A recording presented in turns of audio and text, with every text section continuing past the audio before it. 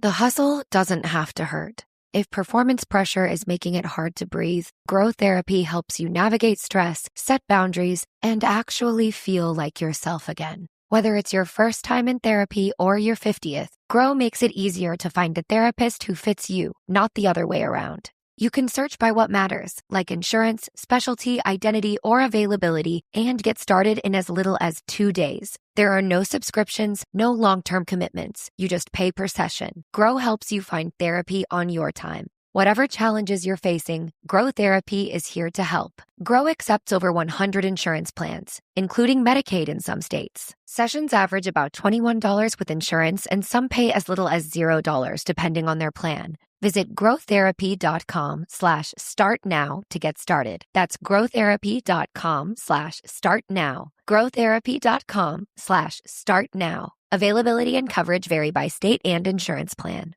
What's up? It's Sean Linda from Two Black Guys with Good Credit. If managed supply runs is still on your to-do list, here's your sign to upgrade. Walmart Business has the tech, tools, and services that make it ridiculously easy to stock up for your office or team.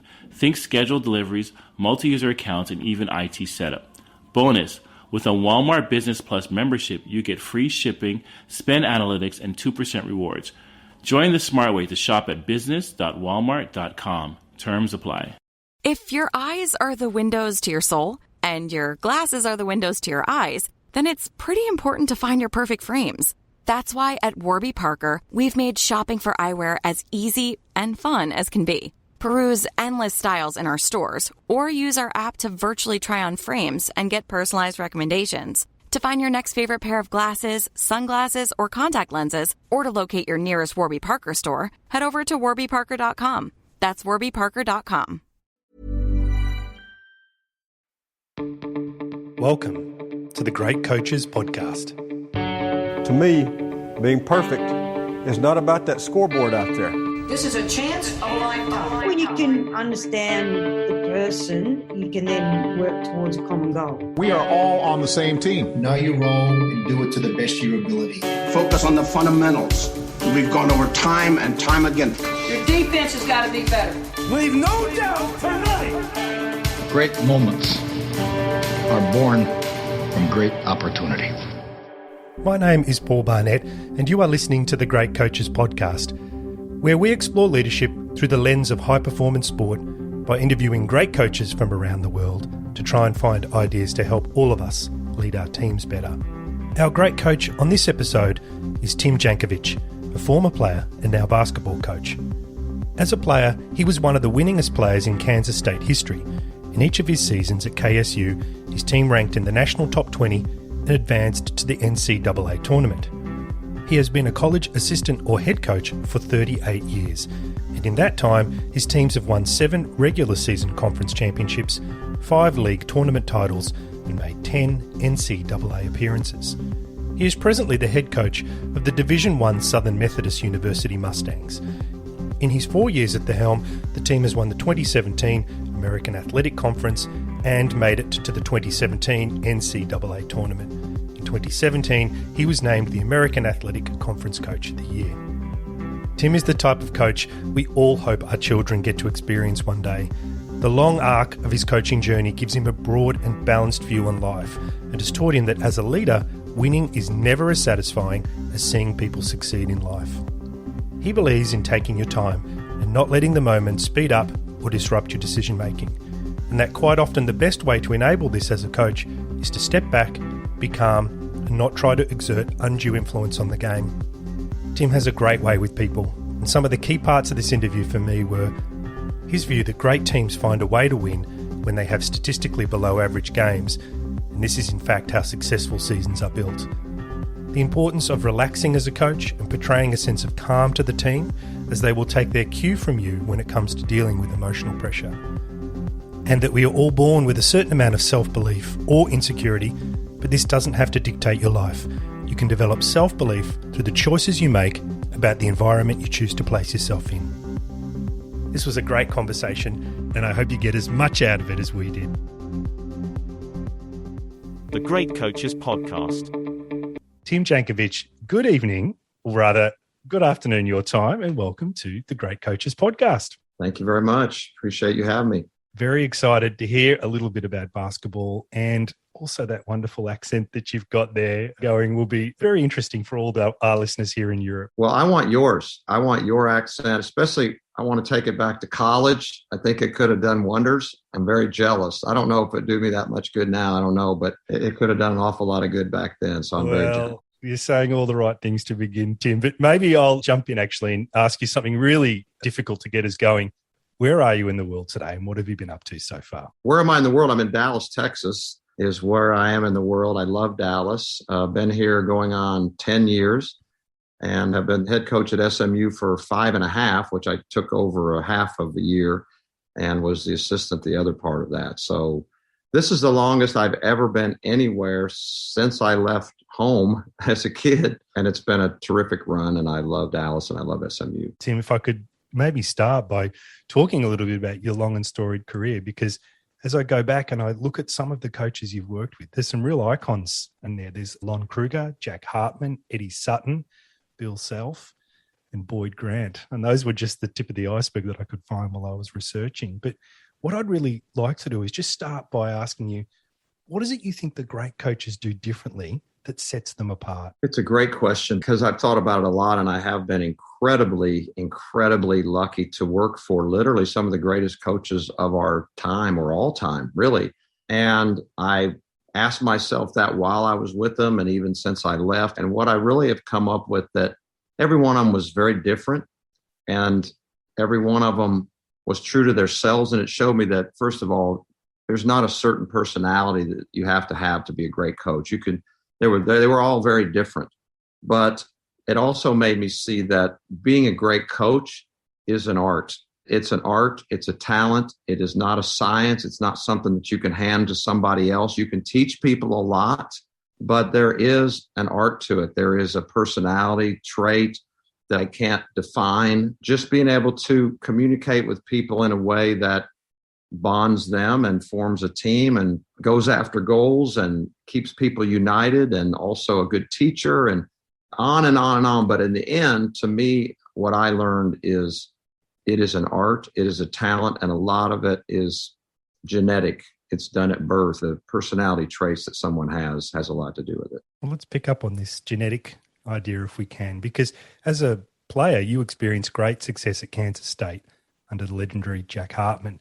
Each year there, you were ranked in the top 20 and you progressed to the NCAA, once getting to the Elite Eight. But you also studied business and you graduated with a business finance and a master's in radio and television. It doesn't really show on the master's, but I can assure you that it was all not a lot of practical. There wasn't a lot of on camera. So that's why everybody's wondering, why isn't he better at this? That's why. But go ahead. I didn't mean to interrupt. No, we're not wondering that at all. What we're wondering is, when did you choose to become a coach? Was it in your genes? And if so, what brought it out and set you on that journey? No, I never wanted to be a coach at all. I never thought about being a coach.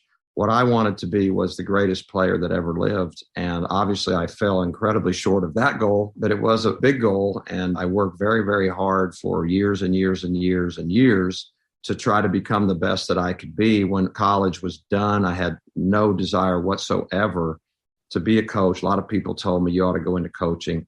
I did love basketball with all my heart. That was inside of me, but I decided, well, I didn't make the NBA. I wanted to be an NBA player, didn't make it. I was going, believe it or not, I was enrolled in SMU Law School. Ironically, way back in the 80s, I had chosen to go to SMU Law School if the NBA didn't work out, which it didn't. So I was headed to SMU, and then I got a call out of the blue from Beverly Hills, California, asking if I wanted to be an institutional stockbroker. I didn't even know what that was, but I said, come out and take the trip, and for fun is what I thought. And then one thing led to another. I took the job. So I was in investment banking. I was an institutional stockbroker in Beverly Hills. I rebelled against basketball. I didn't watch one time. I was very upset. And in the NCAA tournament that first year, so 9 months, whatever later, I turned on the TV and I was like, man, I miss this so much. And I just miss basketball. And then the wheels started turning. And 6 months later, I decided to get out of that profession and get into coaching. And I've been in it ever since. Well, 38 years actually as a collegiate coach. Actually, it's probably 39, I think, with the season coming. I stopped counting. I definitely stopped counting. Well, there's definitely 14 of those years as a Division I head coach. And I wanted to ask you, what do you think the traits are that people need to have in order to have longevity as a coach? Well, first of all, I think that is the number one thing that a person needs to figure out in this profession, because it is not a safe way to make a living, to say the least. And I think back with, you mentioned 38, 39 years. In my 20s, there was all these people, my friends, that we would hang out on the road and recruit. And then you get in your 30s and you kind of look up and some of them are gone. And then one day you look up and you're in your late 40s and you're like, oh my God, it's just, where are the people that we started with? This is a profession that the ultimate goal is to make a profession of it. And it is very difficult to do that given the stress and pressure and things that go on. But I do think, to answer your question, what do you need to do to have that kind of longevity? And this is what I tell all young coaches. First of all, it's so competitive. You better have an unbelievable work ethic, number one, because there's so many people trying to feed their family with the stress and the pressure that goes with it. So the work that's being done competitively is very high. So you have to do that. You have to be incredibly resilient because there's a lot of lows. I don't care where you are, what program you're in, how well you're doing. There are some incredible lows and adversity that can set you off track, and you have to be able to fight through those. And the other thing that I really tell anybody that wants to get into it is you really have to have value. You can't just, it looks fun, I want to go be a coach. Well, then you better be great at least one, maybe two things, and develop that to the highest level you possibly can so that over a long, long period of time, you are attractive to somebody to put them in your program, whether as the head coach or the assistant coach. You have a talent or some talents that people will actually pay for. And that takes, it goes back to work. You have to work at it to become a great recruiter, to become a great X and O guy, to become a great strategist, to become a better teacher, whatever it is that you're going to excel at. You have to have that great value and put all that together and add a little luck. And that's how somebody can make it for a long, long time. Tim, could I pick up on something you said there? Twice in your answer, you mentioned the word stress. And when I was researching and preparing for today, I found this fascinating statistic from your college career as a player. And that was that you shot 91.7% success rate from the free throw line. That's 20% more versus the average. So clearly there must be something about you being comfortable in the spotlight or being able to handle that moment when everyone is looking at you. And I wanted to ask if you've got advice for others on handling that moment when everybody is focusing in on you and looking at how you perform. That's a great question. For me personally, my early ambitions as a kid, 5th grade, 7th grade, 8th grade, I always had tremendous ambition. I mentioned before, I half joke and I wanted to be the greatest player that ever lived, and or somewhere close to that, which of course was never going to happen. But I had that desire. But at the same time, I certainly did not have an innate confidence that actually matched that ambition. There was no way. Like I remember a 5th grade, we had a free throw contest for the whole city. And you had to win first of all, you had to win your grade school. Okay. You had to win your grade school to compete. And if you won, then you got to play at the Kansas State halftime free throw contest. Well, I wanted to win the city. And of course, I wanted it too bad and didn't even make it past my own school, for gosh sake. So the ambition was there, but not necessarily the confidence. So the point of all this is, for me, I can't speak for everyone, but I do think that you can practice your way into a tremendous amount of confidence. And that's what I lived when I made up my mind to be a player. That was the most important thing in the world to me all the way through school, was to spend 7-8 hours a day, whatever it took, every single day. And that's how confidence grew. So in any situation that I've been in, high school, college, as a coach, I just always felt totally confident because I knew that I had put in the time. I knew that I had seen results. And then you get a sense of calm. And when you get to that point, you actually perform better under a microscope than you do when you're just kind of on your own or practicing or whatever. But before you get to that point, or for me anyway, then there was a lot of stress. And sometimes I would perform worse than I should have just because I wasn't as comfortable and confident. So I am a big believer that you can practice your way into a tremendous amount of confidence, whether that be in basketball or tennis or musically or leadership or speaking or whatever it is. I do think that's how you build your confidence. That's the only way I know, other than some people are just born with an incredible amount of it. Sometimes unjustifiably, but it is a wonderful trait to have. Tim, is confidence and self-belief linked, or are they separate facets of a person's innate skills that they bring as a participant in a team? That's a good question. I don't know. I guess my gut would be they're basically the same. And I think we're all born with a certain amount of security or insecurity at birth. Obviously, your environment and your parents' love and affection and the way you're treated certainly is going to contribute to that. That's really what I'm saying is I don't think it has to be your stamp at birth, that this is the amount of self-belief you're going to have your whole life. Obviously, the external world can lift us or can beat us up. I think if you let it beat you up and lowers your confidence, you're not going to ever feel comfortable in a spotlight or in anything where there's a lot of people that are judging you. So I don't think you have to just accept whatever it is that you're born with. At the same time, if you're born with a lot, the world can knock you down too. And that, I think, is the real test is adversity and how you handle failure. I'd like to drill in, if we can, on adversity, because you've got 5 league tournament titles and 10 NCAA appearances across your long career. How does coaching in the postseason, when presumably the pressure is higher, differ from the regular season? It's a lot higher. It's funner. I will say that. It's a lot funner. Well, let's just go back to when I first played in postseason. In college, we were fortunate enough to play in a lot of NCAA. I think we played in 9 NCAA games. And I know going back to confidence, the first 1 or 2 certainly didn't feel comfortable, confident. The unknown was pretty big, probably made it bigger than it was. And then as it went along, the comfort zone and then the feeling of, well, truth is, it's really just another game. A lot more people are paying attention to it. So there's that hurdle to get over. And I think as a coach with teams, even though it's very difficult to control, my belief and what I have learned watching other great coaches, what I've tried to incorporate into our players is to relax more than they get up for the game, to relax and be confident and treat it as any other game and not make it more than it is, because I have seen and lived through that feeling where the players are really skittish. I don't know if that's the right word, but hyper.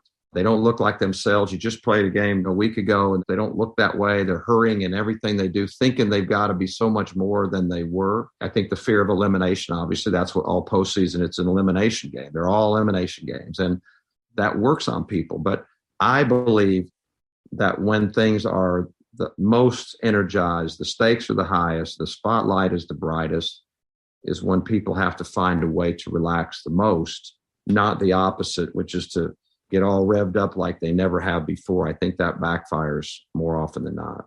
Any special tips or tools or things you use to relax people going into those games? Not for me or any of the coaches that I've worked for. Like there weren't any, like we had any programs or a yoga or a film or anything like that. I think it's more about the demeanor of the coach. First of all, they're going to cue off of you subconsciously and consciously. And if they can feel the coach is stressed and telling everybody they got to do better, then there's going to be a certain amount of tension. So I think part of it is that. And I think also just being straightforward with the players and saying, you're going to feel this moment and it is big and your tendency is going to be to try harder, but you can't let the moment speed you up. And I think that's really the way in basketball anyway, is pressure can just speed everybody up. And I'm going to try to jump higher and I'm going to try to run faster. And it's like, well, now you're a little out of control and you don't want to be out of control. You want to be totally in control. You want to be in the zone, and you never find the zone when you're out of control. But all that talk is great. It's just happening right in front of you. And there's not a whole lot you can do about it sometimes. That's why there's some of the upsets. Well, in all sports, but in basketball, I've lived so many of them on both sides of it. But a lot of times those big upsets have a lot to do with the emotional pressure that is being felt in that moment. If it was just another game, you don't see nearly as many of those. What's up? It's Sean Linda from Two Black Guys with Good Credit. If managed supply runs is still on your to-do list, here's your sign to upgrade. Walmart Business has the tech, tools, and services that make it ridiculously easy to stock up for your office or team. Think scheduled deliveries, multi-user accounts, and even IT setup. Bonus, with a Walmart Business Plus membership, you get free shipping, spend analytics, and 2% rewards.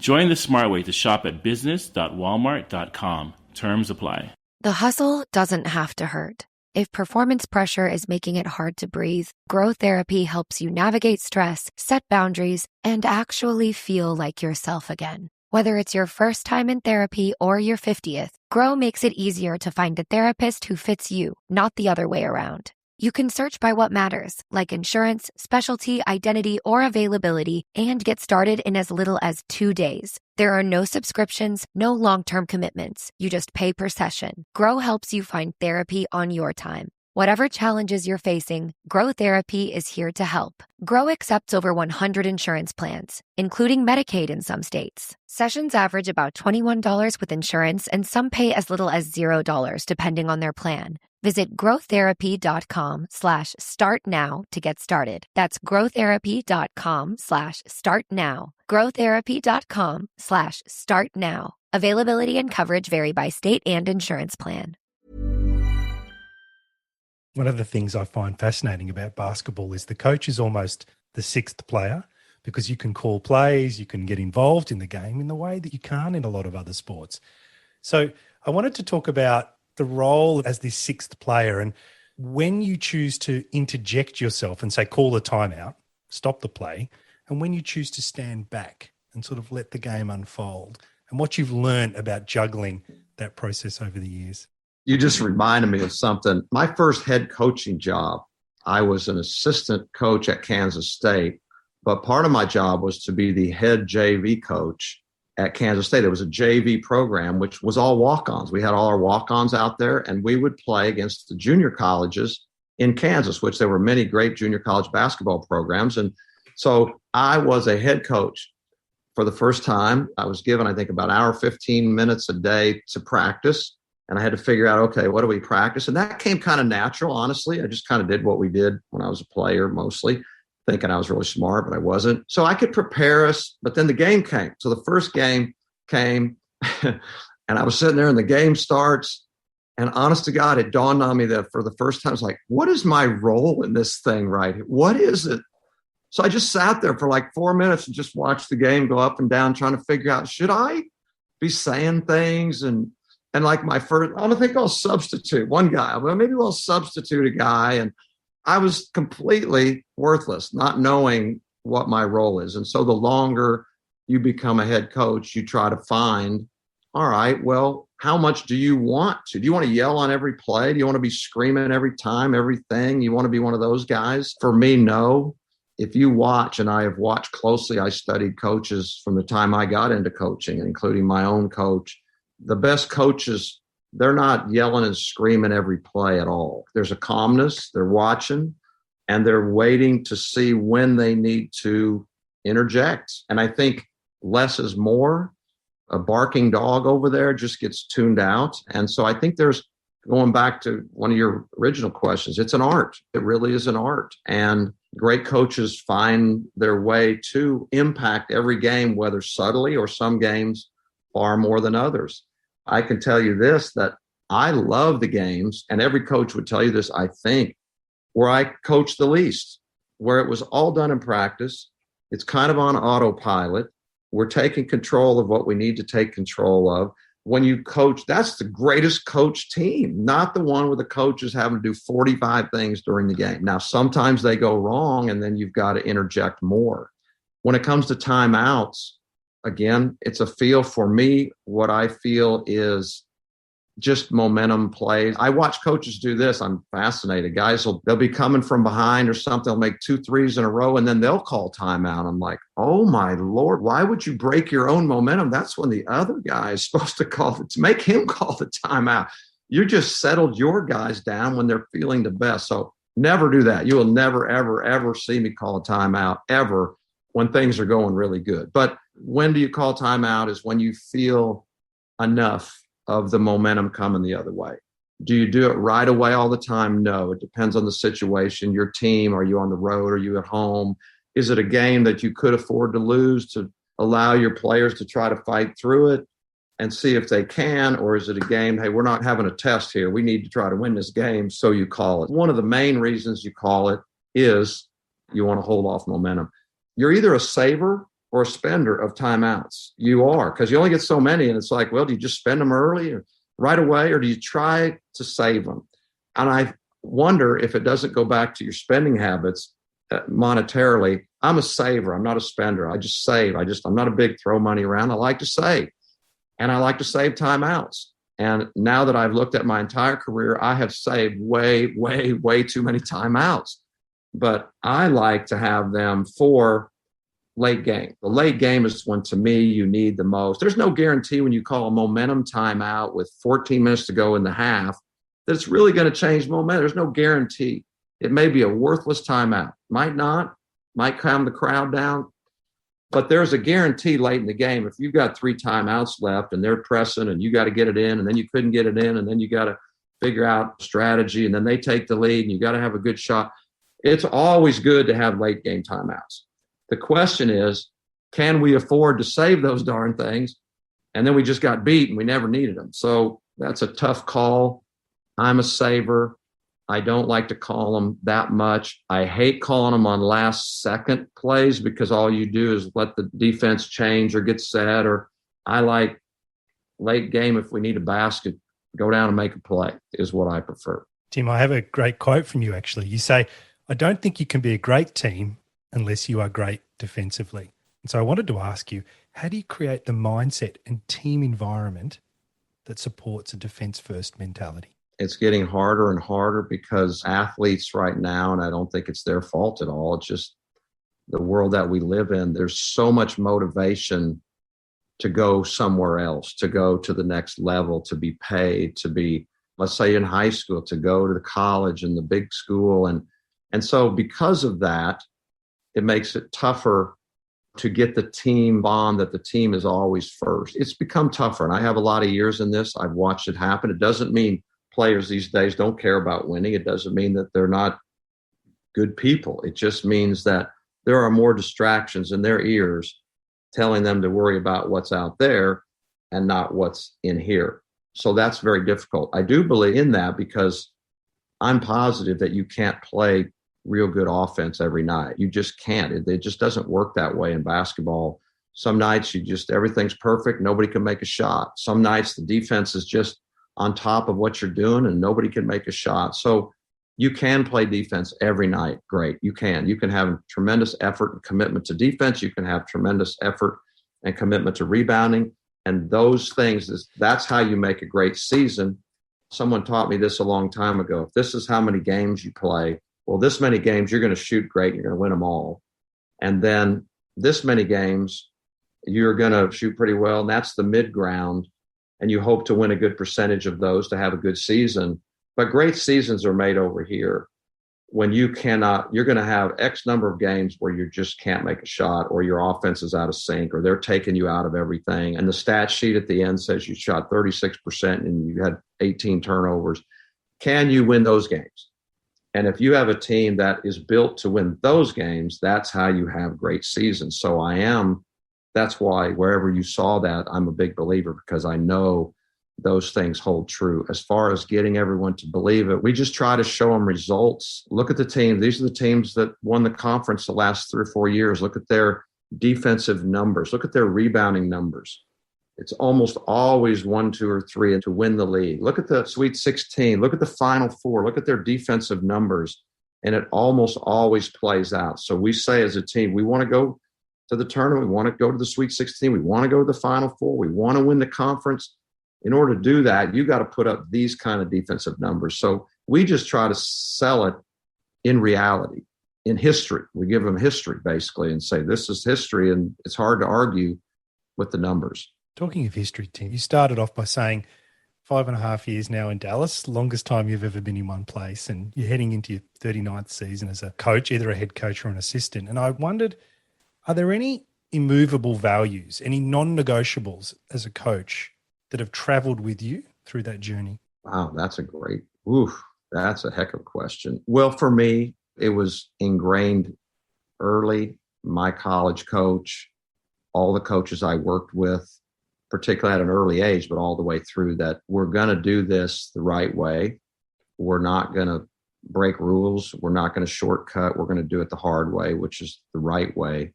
My coach Hartman, I asked him, with all the cheating around, what keeps you want to win, and it'd be easier if you just cheat. He was like, hey, I want to sleep great at night and I want to feel good about myself. And when you win, you know that you did it the right way. So that has always stuck with me.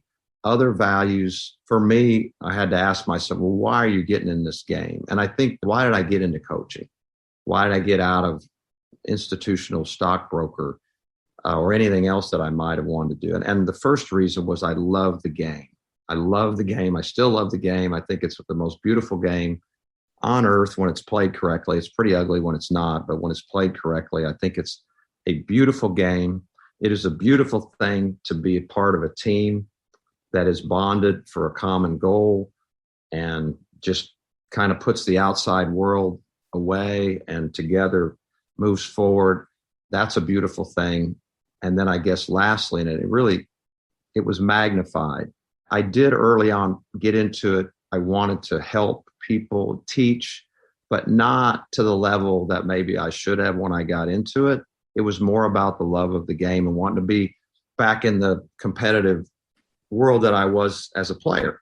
But when my son was born, many years after I got into coaching, it really changed my values. And it really saved me in coaching because it was starting to get where this is all is, just trying to win another game. That's what it started to feel like after a number of years. Like, at first I loved it, the competition, but it's like after a number of years, like, this is all we're trying to do is win another game or 2 more or 5 more.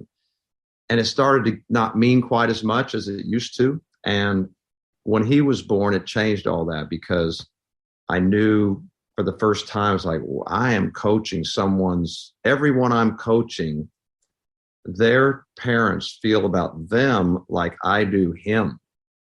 And that changed the way I saw my role. Like, I really, really need to help them. I need to spend more time thinking about helping them and less time thinking about helping me just winning games. And that was very significant. And that probably is the biggest reason I'm still in it, because now I get more joy out of helping our guys, out of this, trying to help them have success and go on to have success. When I was young, I don't think I had enough life experience, or maybe I wasn't mature enough.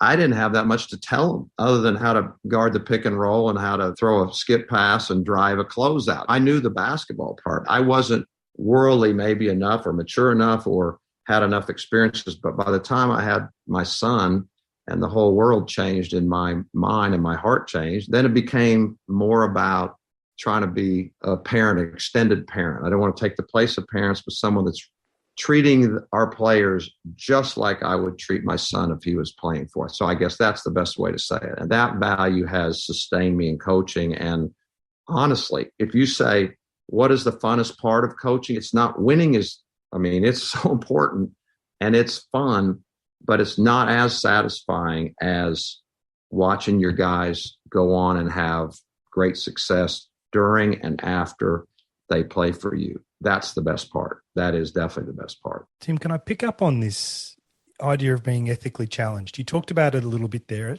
during your answer, and then again at the end, you talked about winning not being necessarily the funnest part. And of course, the team I bring it up because the team you're leading or coaching has had some challenges prior to you coming into the role, which meant that you weren't able to offer the same level of scholarships that you were before. And so you were forced, I guess, to look for different attributes when evaluating talent. I'd be really interested to hear how you went about looking for people to fill the roster without being able to offer them the same level of scholarship that perhaps your competitors are. That was a pretty rough period. We were put on probation, and they took 9 scholars, most scholarships ever taken away from a college basketball team, which is amazing. We won't get into that. But it was the biggest challenge that I've ever gone through. And also because really the truth is the public doesn't really know it. They don't really understand it and really don't care that much either. So what makes it so tough is that you're being judged as if everything's fine and everything's like half of fine. So that was a real challenge. And I'm proud that we came out on the other side and we're getting back to where we were before, which was a great level. And it was very difficult because of that to recruit the same level player that we're used to or that we're recruiting now. But when you ask, what in my perfect world, what is it we look for? Whether it's good times or bad, you're always looking for the best. I think it kind of starts here for me, and I've done this a long time. If I'm looking for a player, I like athletic players that can shoot the ball. For me, it's been difficult. If you want to be really good defensively, it's hard to be great defensively if you're slow. So to me, athletes, hopefully with length, that can shoot. Because if you can't shoot, once you start to get scouted, the floor gets really crowded. Your people are in help position all the time. So a non-shooter can affect everyone else because they're always crowded by another defender. So that's where it starts. In other words, don't go down the path with people unless they check those boxes. And then from there, your hope is great character, great heart, passion, work ethic, those type things, the intangible things to judge. If you can get that whole package, it's easy for all of us to know what we want. That's what we want.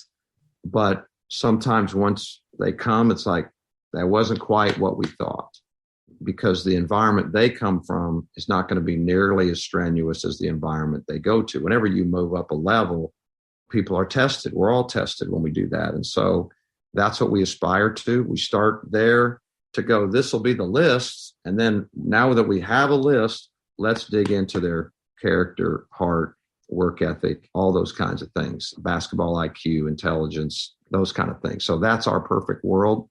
I am very excited because right now we have a lot of new guys. We have some tremendous guys from last year, and a lot of them are fitting the whole package. They're checking all the boxes, and that's why it's been really fun so far. That's your dream team. That's who you want to coach. As of right now, it looks what we are. And I hope I'm right about that. Tim, you've mentioned work ethic 2 or 3 times in this interview, and I guess I wanted to link this with the idea of your son, who you mentioned as well. He's gone on now and he's forging his own career in basketball. I wanted to ask you about work-life balance in those years when you were helping to raise him and also build your own career as a coach, and what you learnt along the way about work-life balance that perhaps all of us can learn from. That's a great one. As I said earlier, his being born or whatever was the greatest thing that happened to me. It was a life changer and a life shifter. The first time that I really started thinking it wasn't always about me. I realized there was a little selfishness, or maybe a lot. My thoughts were all inward all the time, and that helped him certainly go outward. And because of the love I felt and feel for him, my biggest thing was I wanted to be a great father to him. That would be more important than any basketball career. And he didn't want to fail in that. At the same time, I was a head coach trying to build a program at Illinois State, and he's young, and I have to make decisions. Okay, well, I've got to work a lot of hours, a lot. And I also need to be a great father. And how am I going to do both those things? And basically what I figured out is I'm not going to stay at the office all night. I'm going to come home after practice, and I'm going to do a lot of work around him. I'm going to be around him. I'll take a lot of breaks, but I'm going to be present. I decide I'll take him to school every morning. That's going to be my job. And that was one of the greatest things. He's gone now, as you mentioned, but I just decided I'm going to take him to school almost every day of his life when I'm in town.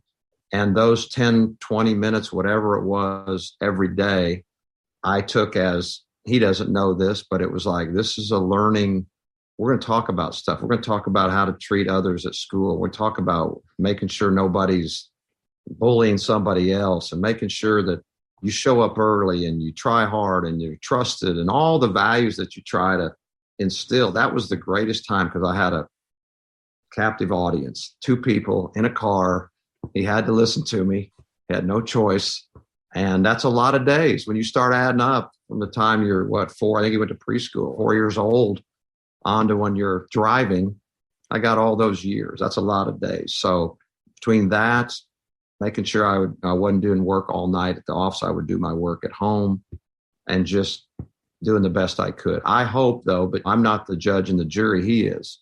And I hope that if you asked him that he would say he was great. I hope he wouldn't say, well, I didn't see him enough. That would be a heartbreaker.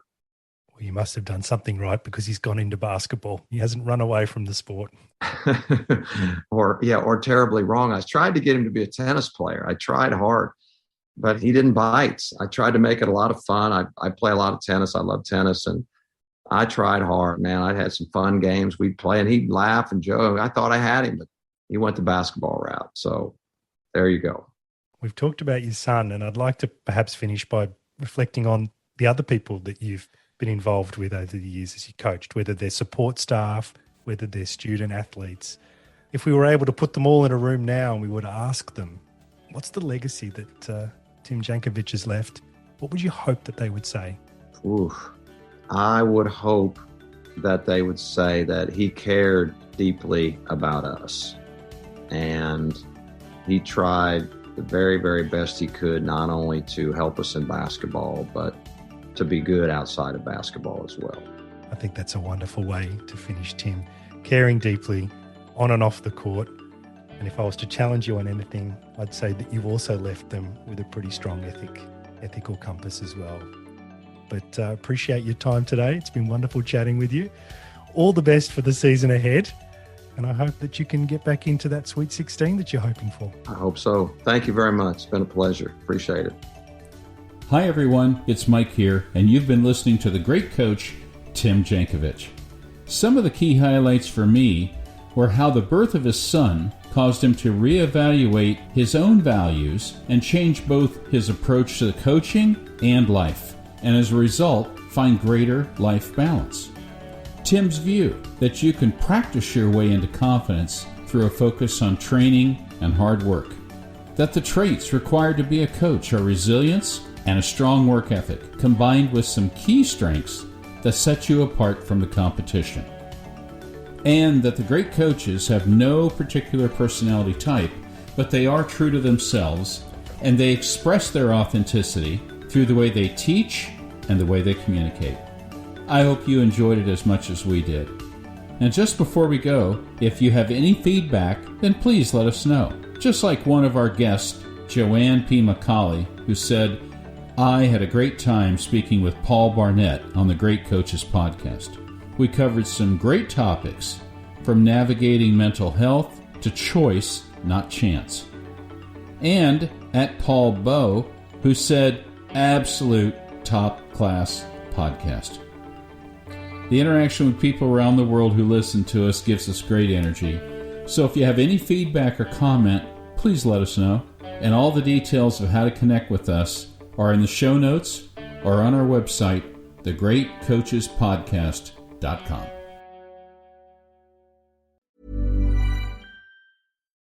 There's one place for the newest drops in wellness and performance, and the biggest sale of the year. It's The Drop by GNC, curating the best of what's new, handpicked by the pros who know what works. And right now, get it all, buy one, get one 50% off during the semi-annual Live Well sale.